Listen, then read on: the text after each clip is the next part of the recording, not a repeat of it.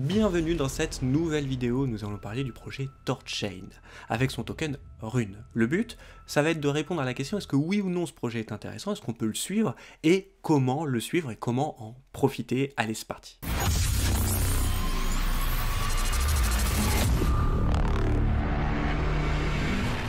Alors je voudrais juste rappeler qu'à travers cette vidéo, le but c'est de vulgariser le projet TorChain, savoir si oui ou non il peut vous intéresser et savoir comment en profiter. Maintenant que les choses sont dites, passons tout de suite à mon mur de mots. La première question à répondre, c'est qu'est-ce que c'est que TorChain avec son token Rune? Alors, déjà, le sujet, et on rentre directement les deux pieds dans le plat, c'est de la transaction interchain.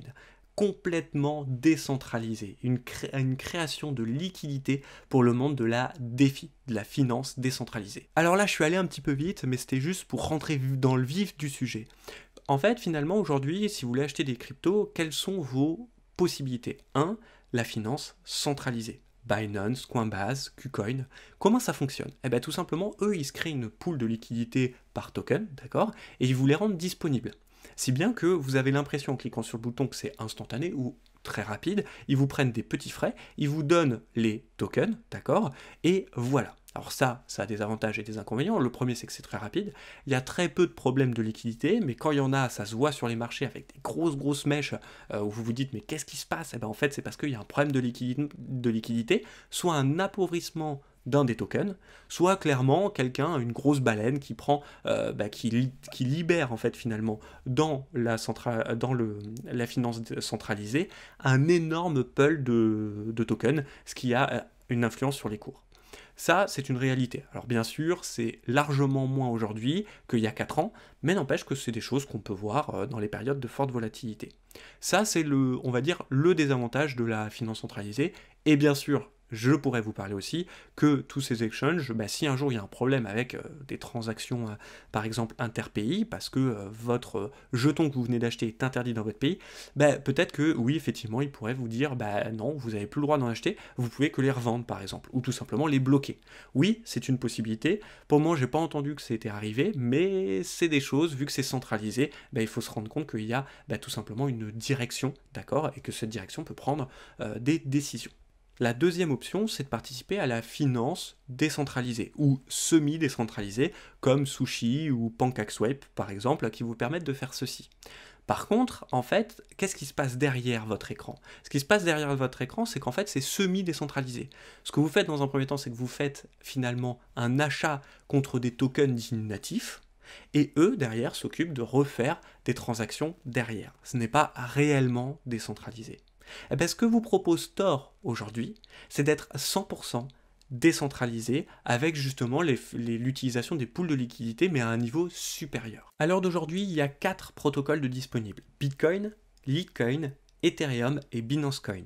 Alors déjà avec Ethereum et Binance Coin, oui, on couvre un large spectre quand même de crypto-monnaies, mais n'empêche qu'elles y sont pas toutes. Il y a fort à parier, et en tout cas c'est dans les roadmaps de Rune, que le but ça soit d'avoir une interopérabilité entre les chaînes gigantesque. Et pour le moment en tout cas, après seulement quelques années d'existence, ils sont déjà à 4 blockchains, enfin 4 ponts bidirectionnels, c'est-à-dire qu'on peut aller dans les deux sens tout simplement, et ça je trouve que c'est déjà très fort. Pour ceux qui sont un petit peu geeks, oui, on est sur du consensus BEP2. Ça veut dire finalement que c'est le consensus de Binance. Parce que oui, elle a été créée au niveau de Binance en 2019 et elle est disponible sur les réseaux depuis août 2020. Rune, d'accord? Je peux vous dire que déjà depuis août 2020, on a une capitalisation numéro 49e sur la capitalisation totale de toutes les cryptos. Ça, c'est génial. Et en termes de défi, on est déjà 12e. Donc autant vous dire que c'est un protocole qui plaît. Et puis forcément, pour finir, c'est la première plateforme qui se présente comme étant une plateforme de trading totalement décentralisée. Maintenant, on va voir le comment, parce que c'est ça qui nous intéresse. Je vous en avais déjà parlé avec la DeFi, avec la finance décentralisée, et justement c'est ce fameux protocole avec cette fameuse formule un petit peu bâtarde, X fois Y égale K. Avec X finalement des runes, Y dans l'exemple ci précédent des bitcoins, et K le volume, la pool de liquidité, le volume de la pool de liquidité. Si bien qu'en fait, le but du jeu, ça va être d'équilibrer cette sphère en pool de liquidité. Comment ça se passe? Vous, en tant qu'utilisateur, finalement, c'est là où c'est très puissant, c'est que vous passez un achat de Bitcoin, d'accord? Et instantanément, Rune, le protocole, la Tor Chain, va effectuer un double processus. Le premier processus, c'est de vous livrer des bitcoins, donc Y, il vous livre des bitcoins, et il récupère vos X, Rune, d'accord? Et forcément, qu'est-ce qui se passe? Du coup, il va rééchanger les X contre des Y, donc des bitcoins, pour rééquilibrer les Y. Si bien qu'on sait à n'importe quel instant qui détient des runes dans la pool de liquidité, qui détient des bitcoins dans la pool de liquidité, et le but du jeu, c'est justement d'équilibrer tout ce petit monde. Alors oui, vous pouvez participer au pool de liquidité, on va voir sur leur site internet comment ça se passe, et si bien, par exemple, dans une pool rune Bitcoin, vous pouvez participer en rune, vous pouvez participer en Bitcoin, et vous êtes remercié pour ça, parce que du coup, vous allez échanger en permanence finalement vos jetons, et donc à un moment donné, à un moment à un autre, vous allez être remercié pour ça. Nous voici donc sur le site torchain.org, et c'était juste pour vous montrer ce site-là, c'est le site officiel où vous pouvez naviguer, où trouver le white paper, parce que c'est vrai que c'est un petit peu bizarre, vous cliquez sur pool, et ensuite sur n'importe lequel, d'accord, et là vous tombez sur l'adresse du white paper, vous inquiétez pas, de toute façon je vous la mets dans les descriptifs, comme ça c'est intéressant. Ce qui va m'intéresser plus, c'est le site torswap.finance, c'est là où vous allez justement pouvoir gérer vos finances décentralisées totalement, d'accord? Donc vous avez pas mal d'informations dessus, je vous laisserai regarder, et vous cliquez sur Launch App. Donc vous allez voir, la plateforme elle est très intuitive, il y a plein d'informations, c'est assez finalement transparent, et je trouve ça pas mal. Et là vous avez justement, donc là je suis dans le dashboard, je vais me mettre dans les pools, et là vous avez toutes les pools, et vous pouvez instantanément par exemple changer des bitcoins contre des runes et vice versa, ou que des bitcoins ou que des runes, peu importe. Et voilà, vous pouvez même participer au pool de liquidité ici. Ça, c'est juste pour vous montrer un petit peu comment profiter de TorSwap. Pour finir, je vous montre CoinMarketCap pour vous montrer qu'on est bien sur la position numéro 49 en termes de capitalisation de crypto, ce qui est déjà très très bien. Et bien sûr, où est-ce que vous pouvez l'acheter? Donc Binance, KuCoin, FTX, Gate.io, et il y en a plein d'autres. Vous pouvez cliquer sur afficher les marchés pour avoir toute la liste. Vous inquiétez pas, vous n'êtes pas en reste pour acheter des runes. Nous voici graphiquement sur Rune, d'accord, le token, et là on va voir un petit peu comment essayer de se placer au mieux pour profiter de la hype autour de Rune. Alors c'est parti, on voit bien que c'est une crypto qui est relativement jeune et qui a profité d'un bull run fin 2020, début 2021, qui l'a propulsé aux alentours des 20$. Première information.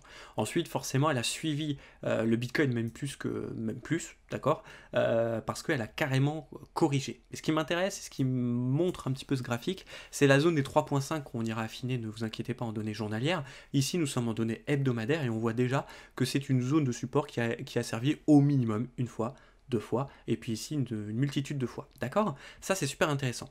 Si vous voulez avoir un bon état de la tendance, plusieurs trendlines à tracer, vous savez que je les aime pas, mais pour les trader je les aime pas, mais pour le suivi de la tendance, je trouve qu'elles sont très pratiques. Vous en mettez une ici sur les derniers plus hauts, vous voyez que ça vous donne une zone sur laquelle va et peut rebondir Rune, et que si, en gros, elle le casse, dans ces cas-là, ça sera un bon moment pour se dire « Ah oui, alors là c'est bien, je suis bien parti pour mon holding sur plusieurs mois ». La deuxième chose, c'est que les trendlines, j'aime bien aussi les tracer sur les corps, d'accord, des bougies, et pas forcément que sur les mèches. En données hebdomadaires, ça nous donne ceci. Ça voudrait dire que globalement, Rune hésiterait fortement sur les 10, ce qui paraît être en plus un chiffre institutionnel, 10.5, d'accord, avant de casser pour aller chercher les 12, avant de les casser pour aller chercher un petit peu plus haut. Voilà, comme ça, on va dire que c'est pour suivre la tendance de Rune sur le moyen long terme. Vous regardez une fois tous les mois, ça suffit largement. Maintenant, comment en profiter? Alors la première chose que je voudrais vous montrer, c'est les volumes. Je trouve que Rune a la hype en ce moment, clairement, quand je vois ces volumes-là. Alors forcément, parce qu'elle répond à énormément de problématiques de la finance décentralisée, à travers finalement ces pools de liquidités qui sont totalement décentralisés pour le coup. Donc ça répond totalement au cahier des charges de la finance décentralisée. Il a fallu attendre quand même pas mal de temps. Donc clairement, quand je vois les volumes dernièrement qui ont propulsé, je vous montre par exemple les volumes ici, d'accord, qui ont propulsé Rune tout simplement de globalement 4 à 14, et là c'était que sur une semaine, plus finalement les volumes persistent et résistent, mieux ce sera pour Rune. Maintenant, comment acheter vraiment pour être, on va dire, serein avec ça? On va passer sur des unités temps journalières. Je ne sais pas si vous vous rappelez du setup de la semaine. Le setup de la semaine, c'est ces bandes de Bollinger totalement plates qui nous intéressent particulièrement à prendre à l'achat. Ça, c'est l'indicateur qu'il va falloir suivre, je pense. La première zone, vous avez compris, c'est les 3.5, 3. Vous mettez une alerte, et ça c'est une alerte de long terme, c'est-à-dire que si on vient taper dessus, n'hésitez pas à reprendre des runes, et voilà, on reprend, ok. Et si vous voulez en profiter un petit peu plus dans le trading, je pense qu'il y a moyen de se mettre une alerte vers les 4.55, le temps que Rune corrige et aille nous toucher ces bandes de Bollinger inférieures journalières. D'accord? Ça va nous donner finalement une ligne sur une direction sur les prochaines semaines à avoir. Et je pense que le temps que Rune corrige, et que pour que Rune corrige, il faut quand même que le Bitcoin corrige aussi, que les volumes se stabilisent. On va voir, mais je pense que d'ici 2-3 semaines, on sera fixé, on pourra rentrer sur des niveaux plus intéressants que 8,5, 9. Vous avez compris, plusieurs niveaux à retenir. Le premier, 3.5, 3 pour ceux qui sont vraiment long-termistes et qui veulent profiter finalement des rebonds sur cette zone hebdomadaire. Et puis pour tous les autres, ceux qui sont un petit peu plus traders dans l'âme, n'oubliez pas ces bandes de Bollinger journalières qui vont commencer un petit peu à se rapprocher des 4,5, 5, et ce qui nous donne une deuxième zone. J'espère que cette émission vous a plu et vous a permis de vous aiguiller un petit peu plus sur le projet THORChain avec son token Rune. On se retrouve rapidement dans une prochaine vidéo. Surtout, prenez soin de vous et de votre capital. Allez, ciao.